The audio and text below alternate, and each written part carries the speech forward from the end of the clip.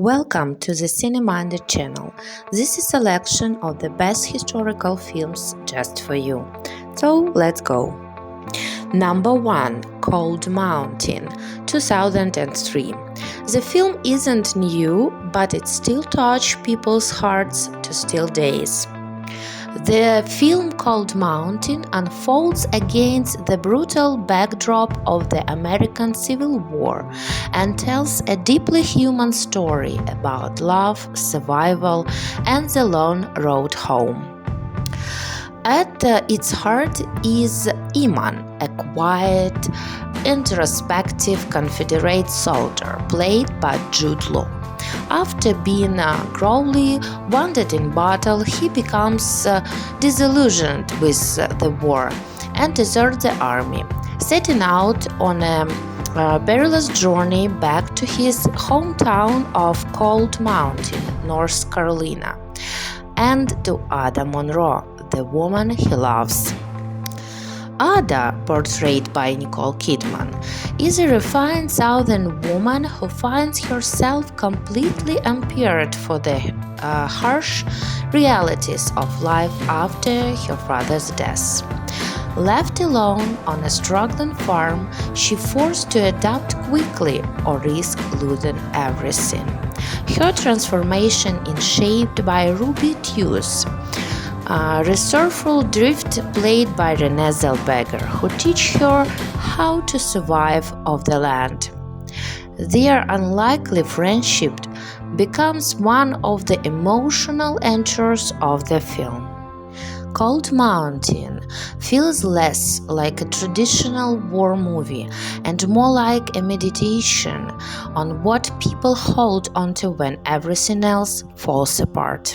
Number 2. Victoria and Abdul, film by 2017, an incredible story of friendship between two worlds that couldn't be more different. Set in the late 19th century, it follows Queen Victoria, played by Judi Dench. By this point in her life, the Queen is elderly, weary, and suffocated by the endless formalities of court life. Surrounded by sycophants and tradition, she feels profoundly alone. Everything shifts when Abdul Karim, a young clerk from India, portrayed by Ali Fazal, arrives in England to present her with a ceremonial gift. What begins at a brief, cryptic and courted turns into something far more meaningful. Victoria is intrigued by Abdul's warmth, honesty, and the world he represents, a world far removed from the suffocating rituals of the British court. But their growing closeness unsettles everyone around them. The royal household, the prime minister, and even her own family view Abdul with suspicion and hostility. To them, he is an outsider, both racially and socially, and his influence over the Queen is seen as inappropriate and even dangerous. By the end, Victoria and Abdul leaves you with a bittersweet reflection on loyalty, prejudice, and the quiet rebellion of human collection. Number 3. Hostels, 2017, starring by Christian Bale and Rosamund Pike. Set in 1892, it follows Captain Joseph Blocker, played by Christian Bale, a hardened U.S. Army officer who has spent most of his life fighting Native American tribes. He is respected and deeply shaped by years of violence, to the point where hatred has become almost second nature. At the start of the film, Blocker is given an order he doesn't want: escort a dying war chief, Yellow Hawk, back to his tribal lands in Montana. To To Blocker, this isn't just an unpleasant segment, it feels like a betrayal of everything he's fought for. The journey is long, dangerous, and emotionally charged. Along the way, they encountered Rosalind Quitt, played by Rosamund Pike, a woman whose family was being brutally murdered by Comanche riders. What makes Hostiles so compelling is how it slowly dismantles the idea of clear-cut enemies.